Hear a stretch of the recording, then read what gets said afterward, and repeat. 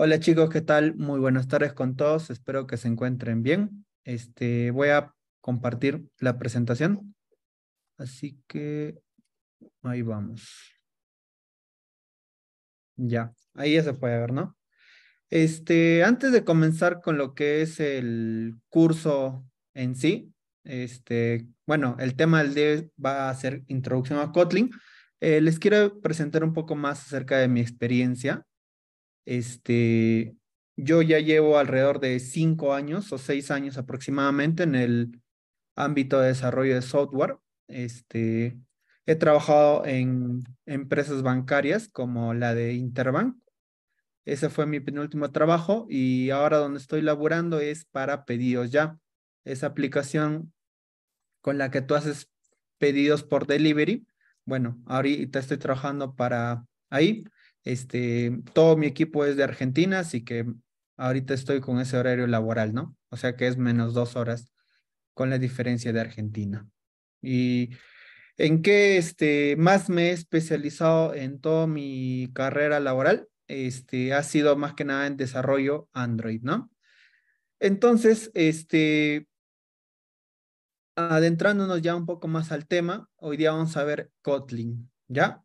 Por ahí si no conocen Kotlin un poco es un lenguaje de programación como tal, pero ¿por qué se preguntarán, no? ¿Por qué vemos Kotlin si vamos a desarrollar aplicaciones Android?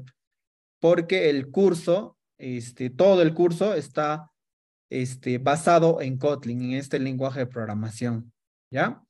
Ahora,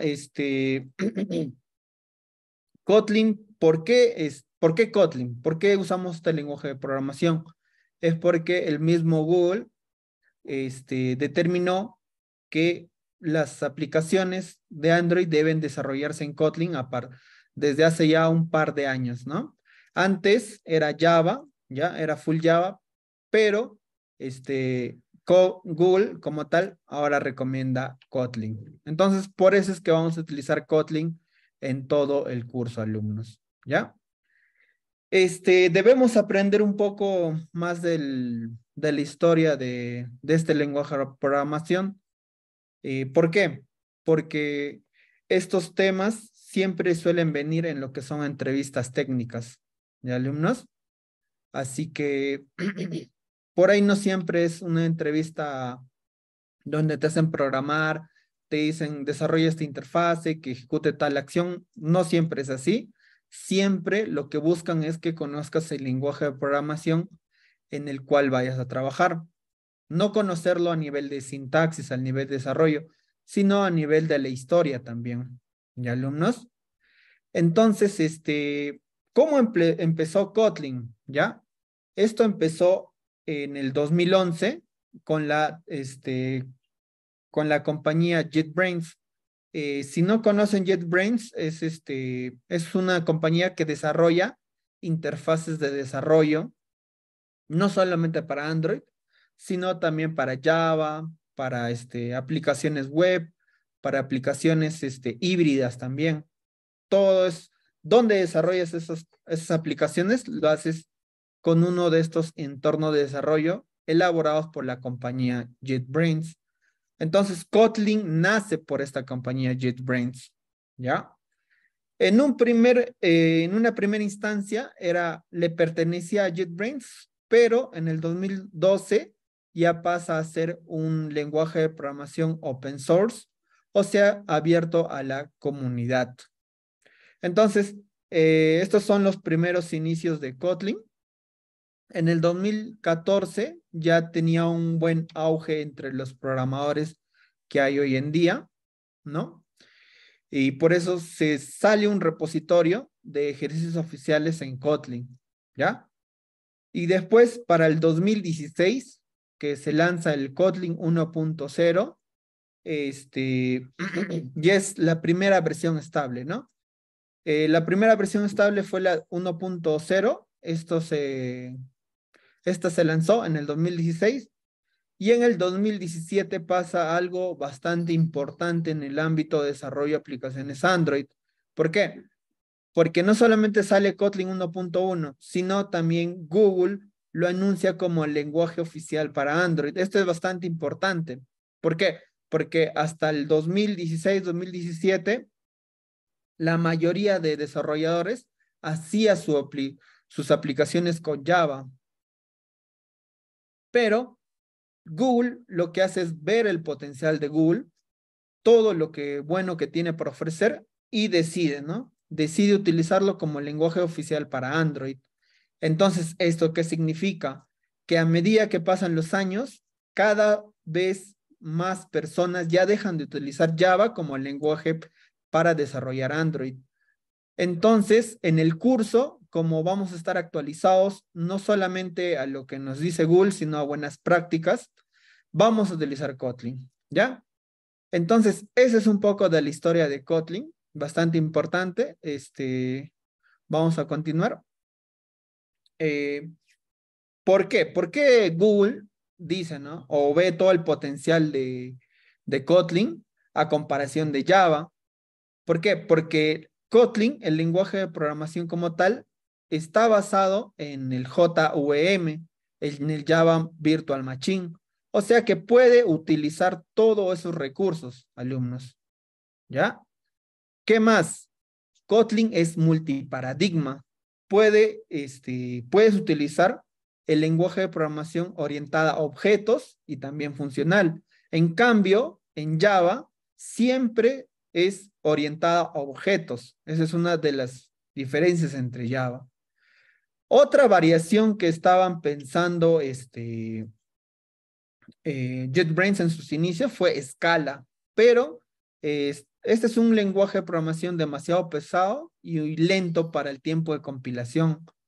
O sea, cuando se construye tu APK o tu instalador, es muy lento, ¿no? A comparación de Kotlin. Kotlin como tal es un lenguaje ligero que busca el máximo rendimiento en cualquier dispositivo, ¿ya? Entonces, ¿por qué es un lenguaje ligero? Te preguntarás. Lo vamos a ver en la siguiente separata. Todavía no está en esta separata, ¿no?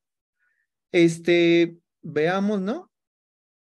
¿Cómo es que le decimos, o bueno, cómo es que tiene todas estas bondades, ¿no? ¿Por qué? Porque es un lenguaje sencillo, seguro y pragmático, ¿ya? ¿Por qué se le dice sencillo, seguro y pragmático? ¿Por qué? Porque en Java, si has programado algo en Java, te debe haber pasado mucho que tus aplicaciones se caen, se rompen, ¿no? Por los famosos null pointer exception. Los null pointer exception se da cuando está esperando un valor, pero dicho valor no llega. Lo que hace es romper tu aplicación, ¿ya? Eso pasa más que nada en Java, pero en lo que es Kotlin ya viene con esa validación de que no sea nulo. Entonces te asegura a que tu aplicación no se rompa. ¿Y alumnos? ¿Qué otra cosa más?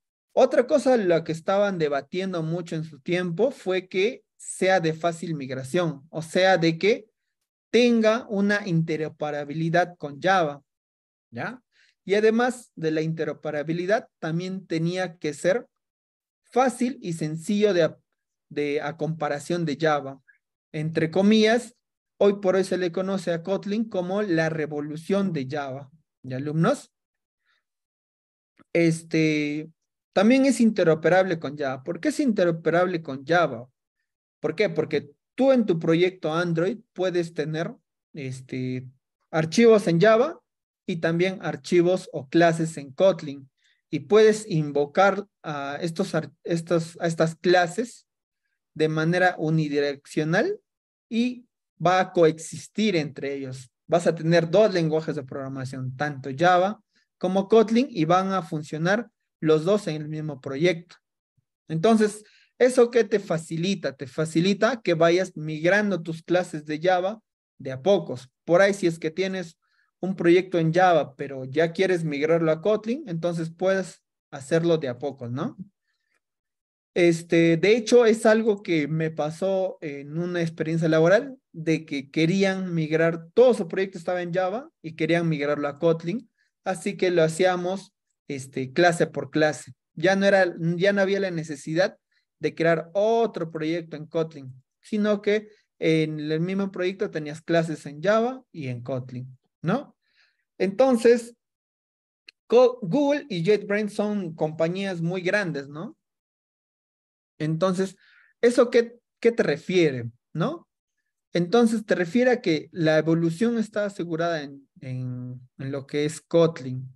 De hecho, hoy por hoy los manuales que salen de Google, las nuevas librerías, todo lo nuevo que está sacando de Google, prioriza hacerlo en Kotlin. Más que nada ya está dejando a un costado lo que es Java, alumnos. ¿Ya? En lo que vamos a ver el día de hoy como introducción a Kotlin, va a ser cosas bastante básicas, ¿ya? Las principales ventajas de Kotlin, vamos a diferenciar entre variables mutables e inmutables. Esto debe ser pan comido para las personas que ya han programado algo, pero si es que no es programado nada, no temas que vamos a llevarlo paso a paso, ¿ya? Vamos a entender la sintaxis básica también de Kotlin. Y bueno, vamos a también practicar el uso de operadores y funciones en Kotlin, alumnos, ¿ya? Entonces, Kotlin versus Java 1, luego variables en Kotlin, operadores, funciones y también objetos. ¿Ya, alumnos? Eso es lo que vamos a ver el día de hoy. Acá hay un pequeño meme que desarrolló la comunidad de Android cuando Google oficializó a Kotlin como lenguaje de programación. Ahí como que ven, ¿no? Que está sujeto a Kotlin y a Java lo deja a un lado un poco triste, ¿ya? Yo no digo que Java sea un mal lenguaje de programación, ¿ya? Sino que yo lo que digo es que Google, ahora, hoy por hoy, prefiere Kotlin antes que Java. ¿Ya, alumnos? Vamos a ver un poco de la diferencia entre Kotlin versus Java. Kotlin fue creado en 2011, ¿ya? Y auspiciado por Google desde el 2017. Java fue creado por Sun en 1995 y fue adquirido por Google en el 2009. Entonces, si ves la diferencia entre años de cada lenguaje de programación, Java tiene más lenguaje de programación, más tiempo como lenguaje de programación, ¿ya? Kotlin es 100% compatible con Java y sus librerías. Si tienes una librería en Java, fácilmente puedes utilizarlo desde Kotlin, ¿ya? Java es uno de los lenguajes más utilizados en el mundo, eso es cierto. Eso es también por la cantidad de años que lleva en el mercado Java. En Kotlin no es estrictamente orientado a objetos, ¿ya? No todo tiene que estar en una clase. Puedes realizar o desarrollar funciones que estén fuera de una clase. En cambio, en Java, sí o sí todo debe estar dentro de una clase. Ahí es como que un poco más limitante también. En Kotlin, su sintaxis es corta y directa, por lo que es más fácil de aprender. De hecho, hoy por hoy, cuando van a enseñarte o van a adentrarte en el mundo de la programación, utilizan Kotlin como primer lenguaje de programación. Está Kotlin, también está Python, por ahí también JavaScript, ¿no? Kotlin está entre uno de los, entre los lenguajes de programación que se recomienda para iniciar en el mundo de programación, alumnos. ¿Ya? Entonces, en Java ya no tanto. ¿Por qué? Porque es un poco más compleja la sintaxis como tal. Y todo, y es una, y tiene una curva de aprendizaje alta. O sea que te puedes, demorar un poco en entender Java. En cambio, en Kotlin es más directo y más fácil de aprender. ¿Ya? Otra cosa que les decía era que no existen los nulos, o sea, los famosos null pointer exception, donde se te caía la aplicación. En Kotlin, antes de que pase eso, lo que hace es validar. Valida si es que una variable puede ser nula o no. ¿Ya, alumnos? A esta función de asegurarte los nulos se le llama null safety, alumnos. ¿Ya? En cambio, en Java, sin darte cuenta, por ahí se te puede escapar una variable o un parámetro en nulo, más adelante vas a utilizar dicho parámetro, dicha variable, y lo que va a hacer es que se te caiga tu aplicación. Básicamente, el usuario le va a botar de la aplicación y va a tener que volver a iniciar tu aplicación.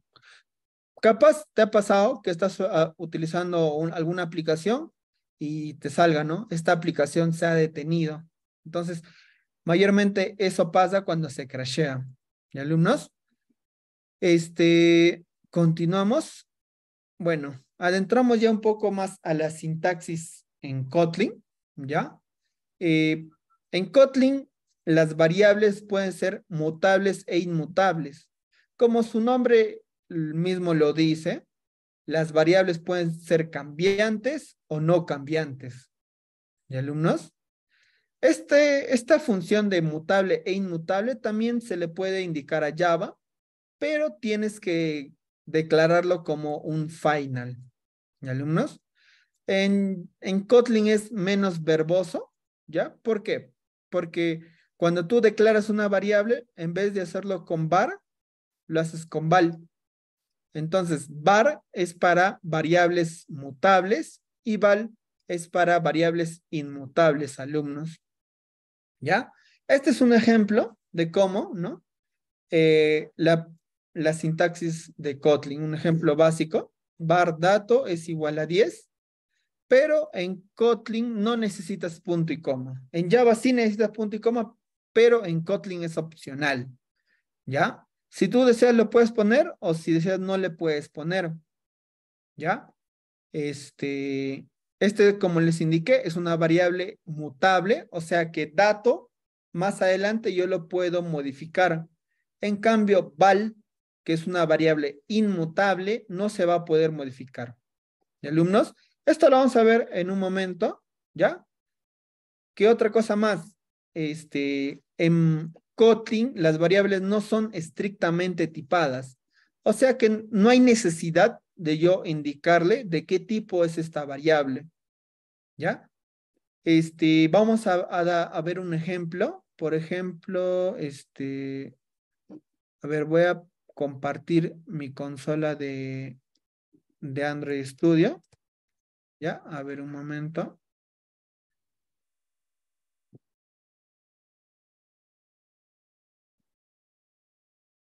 A ver un momento.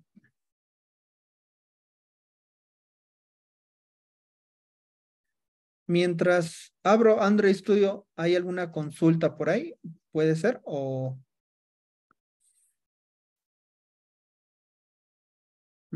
ya. A ver, un momento.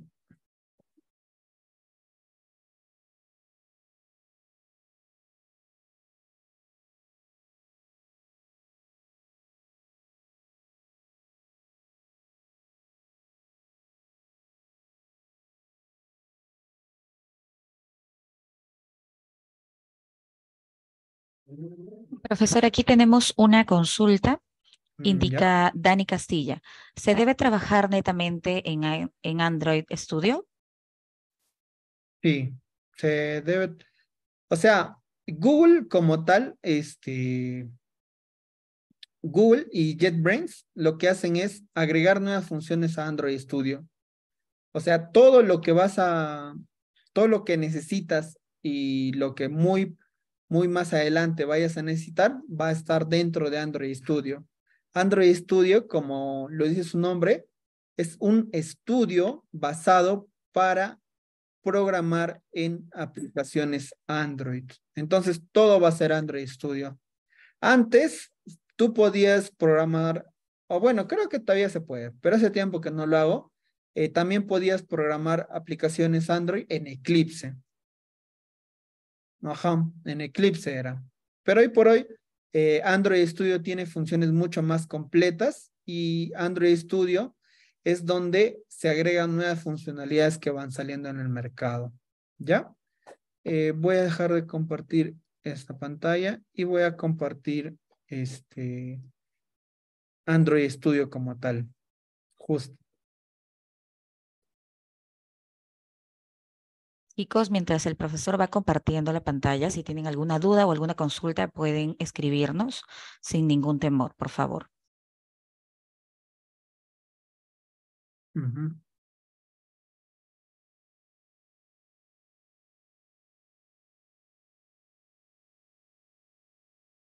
Mm. A ver, un momentito. Lo que pasa es que mi Android Studio está lleno de proyectos, así que estoy buscando uno en el cual desarrollé la primera clase en TechSoup. ¿Ya? Perfecto, profesora. Aquí tenemos una nueva consulta de Dani Castilla. Nos indica qué requisitos se debe tener en su máquina para que funcione correctamente Android Studio. Esa es una muy buena pregunta, de hecho, ¿ah? Puedes utilizar Windows o Mac OS, ¿ya? En los dos es compatible Android Studio, ¿ya? Lo que se recomienda hoy por hoy es un mínimo, ojo, mínimo de 4 gigas de memoria RAM, ¿ya? Pero lo recomendable, y lo que yo también recomiendo, son unos 8 gigas de RAM.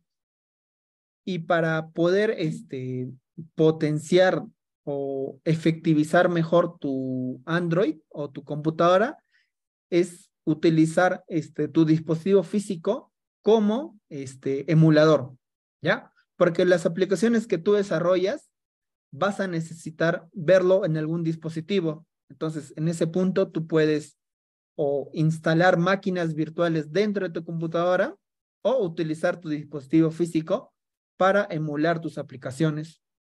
Cuando tú instalas máquinas virtuales de Android, eso también consume memoria RAM. Si está limitado tu memoria RAM a unos 4, unos 8, lo efectivo o lo recomendable es que utilices tu dispositivo físico Android, ¿ya? Dentro del curso se les enseña cómo utilizar su dispositivo físico para emular tus aplicaciones, pero también te enseñamos a poder crear máquinas virtuales Android para que puedas emular tus aplicaciones. ¿Ya? Hay esos dos pasos, así que mínimo 4, recomendable 8. Alumnos, a ver dónde está. Acá está.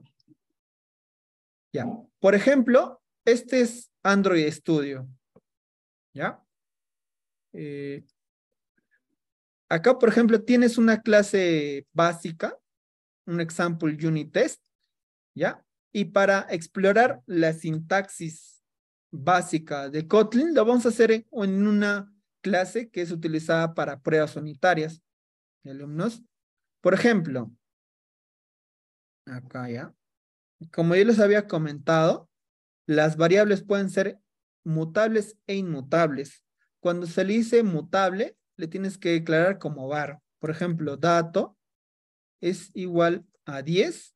Y si yo quiero, lo puedo agregar un punto y coma, pero no es recomendable y tampoco el mismo ID te indica, ¿no? Es redundante el punto y coma, ¿ya? Pero por qué el punto y coma es opcional? Porque en Java todo sí o sí tiene que ir en punto y coma, ¿ya? En Kotlin ya no ya. Así que es redundante, pero igual lo voy a dejar ahí, ¿no? Por ejemplo, es una variable mutable. Cuando es mutable, yo puedo modificarlo, ¿no? Línea abajo, yo le voy a decir que ya no va a ser 10, sino va a ser 20. Y lo que es Android Studio no me da ningún error. Funciona normal, ¿no? Pero en cambio, cuando es inmutable, por ejemplo, yo le voy a poner dato 2 igual a 10, ¿ya? Y línea abajo lo voy a intentar modificar. Ya no va a ser 10, ya va a ser 20.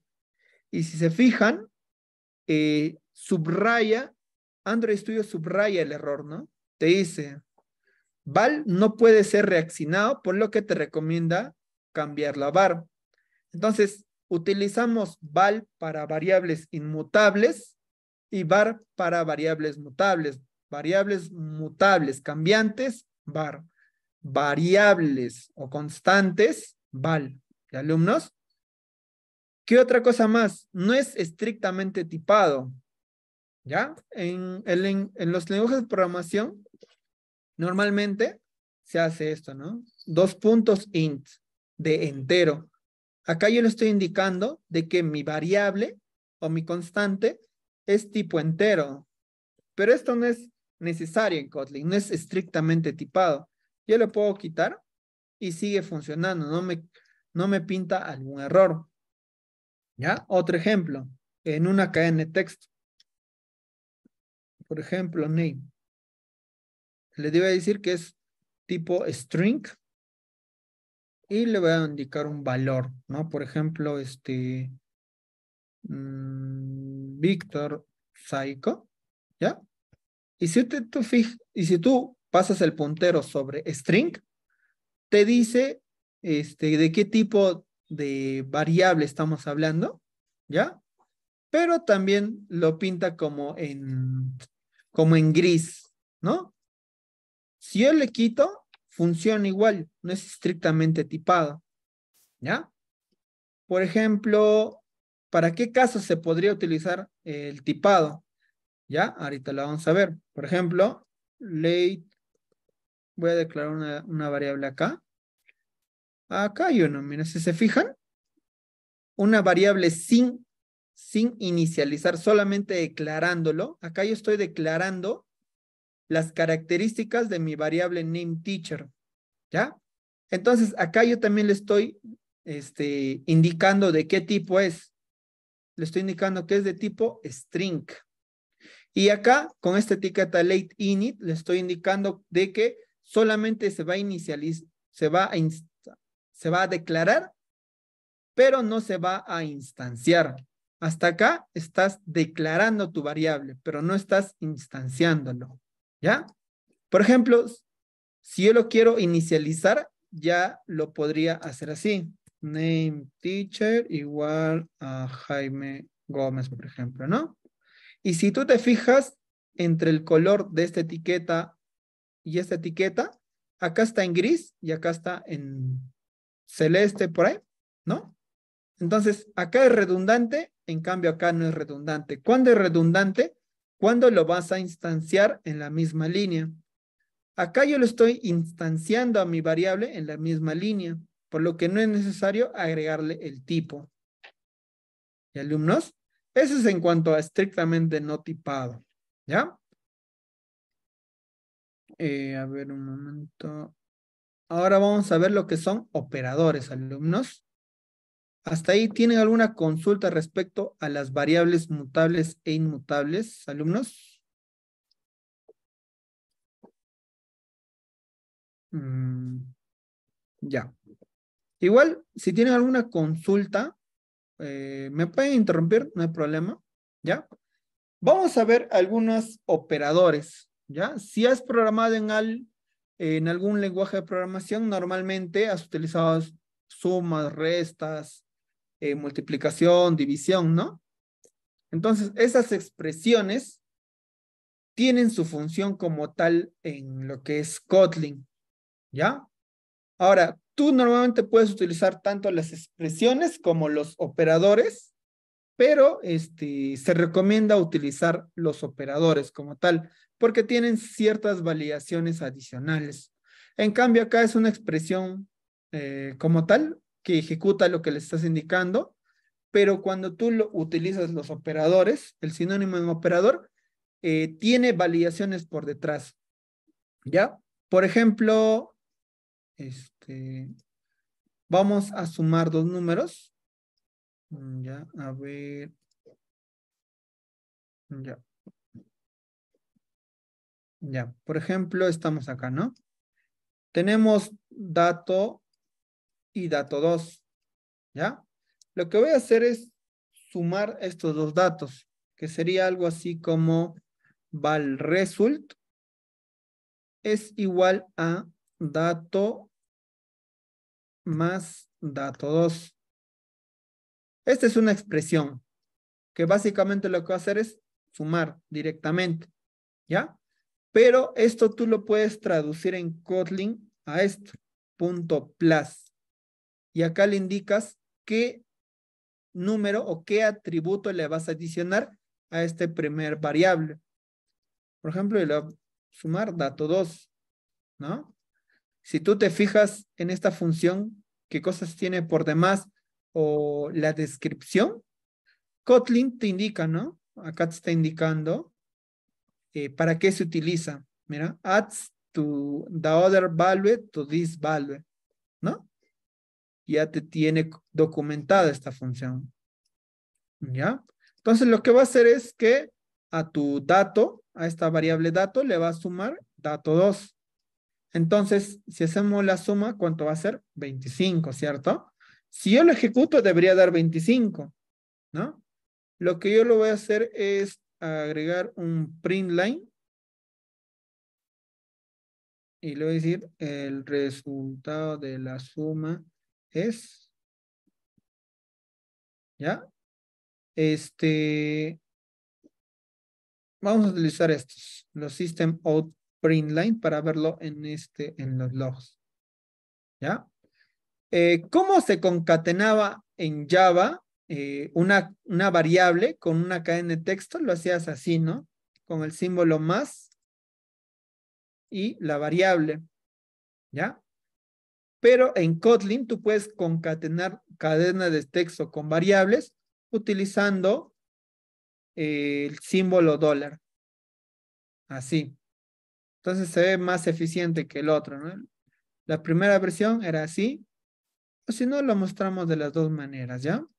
Por ejemplo, result old de viejo, ¿ya? Y acá lo que vamos a hacer es dato más dato 2 y vamos a agregar otro, ¿no? Result new es igual a dato.plus dato 2, ¿ya? Entonces, vamos a pintar las dos respuestas y de las dos maneras, ¿no? Esta forma de concatenar textos y la nueva forma de concatenar textos, ¿ya? Que ya no es así, sino que dentro de la cadena de texto agregas el símbolo dólar y la variable que quieres concatenar, ¿ya? Si ejecutamos nuestra función, veamos qué nos dice el log, ¿no?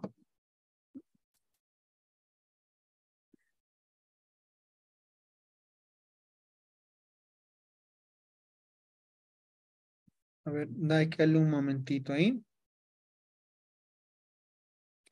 Ya, por ejemplo, en la parte inferior podemos ver, ¿no? ¿Cuál es el resultado de la suma? Que bueno, sería 30. ¿Por qué sería 30? Porque dato en un inicio es 10, después yo lo estoy modificando a 20. Dato 2 siempre es 10. Entonces la suma da 30. Y concatena y muestra de la misma manera, ¿no? Pero lo que recomienda Google es utilizar esta forma de concatenar cadenas de texto con variables. Si tú te fijas, en esta parte está subrayado y lo que hace Kotlin es que te recomienda concatenar, ¿no? Concatenar utilizando el símbolo dólar. ¿Y alumnos? Entonces, en el curso yo también les voy a enseñar cómo identificar esas buenas prácticas de la ID, ¿ya? Por ejemplo, acá, dato 2 te está diciendo, ¿no? Que dato como tal no existe. O sea, no es una palabra válida. ¿Por qué no es una palabra válida? Es porque en lenguajes de programación, en Kotlin más que nada, está hecho en lo que es inglés. Entonces, todo el curso, en todo el curso vamos a desarrollar funciones, variables, clases, y todo va a ser nombrado en inglés.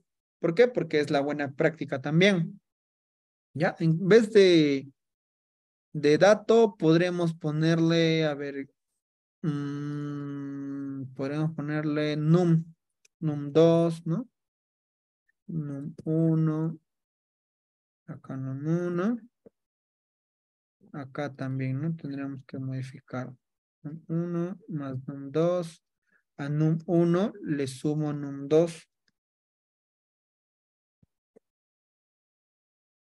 ¿no? Y va a funcionar de la misma manera. Solamente que acá lo que yo estoy haciendo es cumpliendo con las recomendaciones de Android Studio, de la ID. Y si se fijan, acá está haciendo la suma correctamente. ¿Ya? Otra expresión, por ejemplo, la expresión de multiplicación. ¿Ya? Le vamos a poner, ¿qué nombre le ponemos a nuestra variable? Le podemos poner result, multiplier, por ejemplo, ¿no? Multiplier es igual a num1 por num2. Así es como, eso es una expresión básica de multiplicación, pero nosotros utilizamos los operadores como buena práctica. Así que lo que hacemos es utilizar el operador times. ¿Qué estamos indicando acá? Que multiplique num1 por num2. Veamos cuánto nos da el resultado de la multiplicación.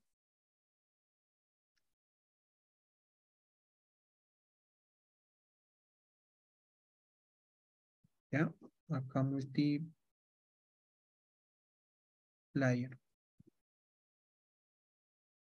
¿Ya? Y vamos a ejecutar.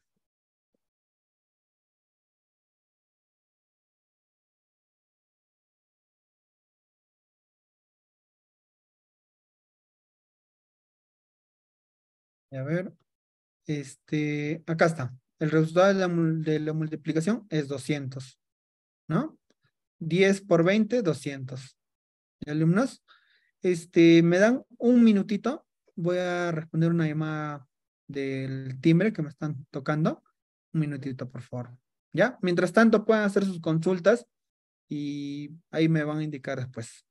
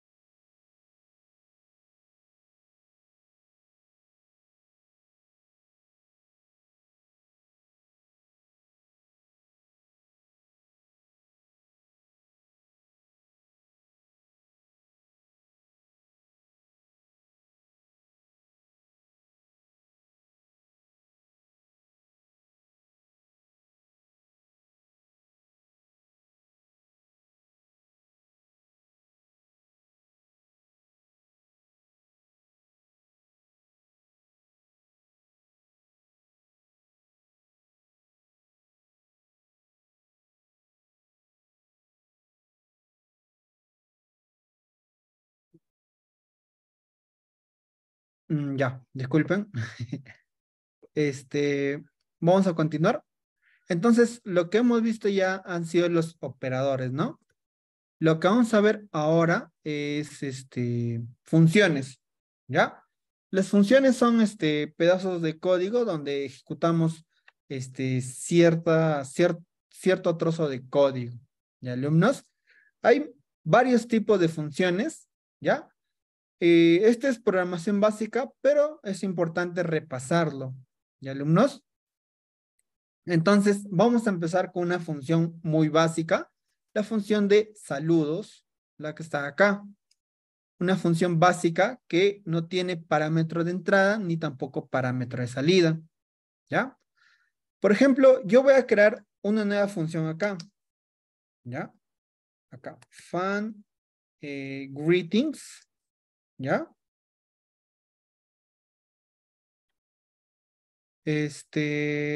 Lo que voy a hacer es solamente que ejecute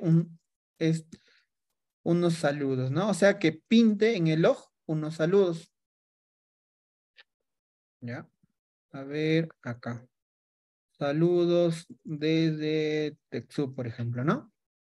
Entonces, cuando yo invoco a greetings, lo que va a hacer es pintar en el log esto nada más. ¿Ya? Si lo ejecutamos,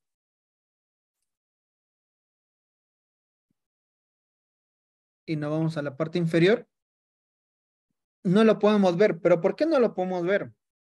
¿Ya? Es porque tu función no está siendo invocada, ¿no? Lo que yo voy a hacer es, en esta misma función test, invocar a la función greetings. De esta manera nada más. ¿Ya? Entonces, lo ejecuto nuevamente.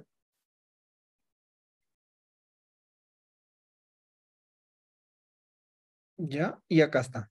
Saludos desde TechSoup, ¿no? Eh, Básicamente una función es un trozo de código que ejecuta lo que le indicamos. Alumnos, esta es una función básica. Solamente lo que va a hacer es ejecutar lo que está entre estas dos llaves. ¿Y alumnos? Acá es el tipo de función, la etiqueta de tipo de función, el nombre de tu función, entre paréntesis, lo que va a ir como parámetro de entrada, y entre llaves es el código que va a ejecutar, ¿ya? Esa es la sintaxis básica de una función en Kotlin, pero no solo en Kotlin, también en otros lenguajes de programación, ¿ya? Lo que les estoy enseñando ahora no solamente aplica para Kotlin, sino también aplica para otro lenguaje de programación, ¿ya? Si tú te fijas, está subrayado greetings como tal, ¿no? Entonces, si pasamos nuestro puntero sobre el subrayado, nos dice que greetings puede ser privado. ¿Por qué puede ser privado? ¿Para qué? Para que solamente se invoque desde esta clase, para que otras clases no puedan invocar a greetings. ¿Y por qué? Por métodos de seguridad, básicamente, ¿no? ¿Y por qué puede ser privado? Porque solamente es invocado dentro de esta clase de alumnos. Otro tipo de función que vamos a ver es el de parámetros de entrada de alumnos. ¿Ya? A ver, otro. Private fan greetings, pero ahorita vamos a ver la diferencia, ¿ya? Entonces, habíamos dicho que entre paréntesis va lo que es nuestros parámetros de entrada. Si es que no tiene ningún parámetro de entrada, lo dejamos vacío nada más. Pero si va tu función, espera un parámetro de entrada, lo declaramos acá. Por ejemplo, name. Y acá sí es necesario que sea tipado. O sea, que le indiques qué tipo de variable va a esperar, qué tipo de variable va a llegar dentro de nuestra función. Entonces, dos puntos, string. Yo le estoy indicando que va a llegar una variable tipo name y que es un string, ¿no? Y lo que yo voy a hacer es, lo que voy a ejecutar entre llaves es la concatenación. Por ejemplo, saludos. ¿Y cómo concatenamos una variable en una cadena de texto, alumnos? Acuérdense que es con el símbolo dólar, name, ¿no? Entonces, cuando yo invoque a esta función greetings, yo, bueno, acá normal me deja invocarlo. ¿Por qué? Porque hay otra función que no tiene ningún parámetro de entrada, ¿ya? Por ejemplo, este greetings, yo lo voy a llamar greetings, basic greetings, ¿ya? Basic greetings para que ustedes puedan ver la diferencia,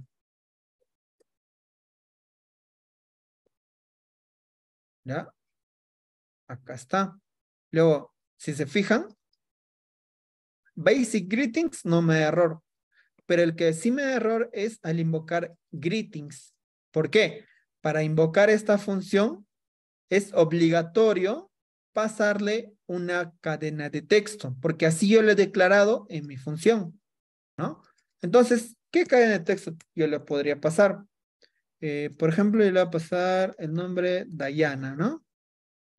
Voy a ejecutar mi código y lo que tiene que hacer es concatenar saludos y el nombre que yo le estoy pasando al invocar la función, ¿no? Acá está, saludos Dayana. Por ejemplo, otro nombre puede ser Jaime y a ver, un momento. Y también lo muestra saludos Jaime, ¿no? ¿Para qué se utilizan las funciones mayormente? Una buena práctica es reutilizar código, ¿ya? Si es que, por ejemplo, yo quisiera mandar saludos a múltiples personas, yo podría hacerlo así, ¿sí o no? Así. Varios systemout.println, saludos 1, saludos 2, así, ¿no? Normal va a funcionar. Pero acá, ¿qué mala práctica yo estoy haciendo? Lo que yo estoy haciendo es duplicar la misma línea de código varias veces. Tiene la misma estructura, hace lo mismo, mira. ¿Qué es lo que hace? Pinta un log en la consola, ¿cierto? La estructura es la misma, saludos y un nombre, ¿no? Entonces lo que haces tú acá es encapsular la lógica, ¿ya? Y setearla dentro de una función. Entonces, cada vez que quieras mandar un saludos, solamente vas a tener que invocar a greetings y pasarle el nombre. Entonces, ahí lo que ya estás haciendo es utilizar una buena práctica de reutilizar código, alumnos. ¿Ya? Por ejemplo, Víctor, vuelvo a ejecutar. ¿Y alumnos?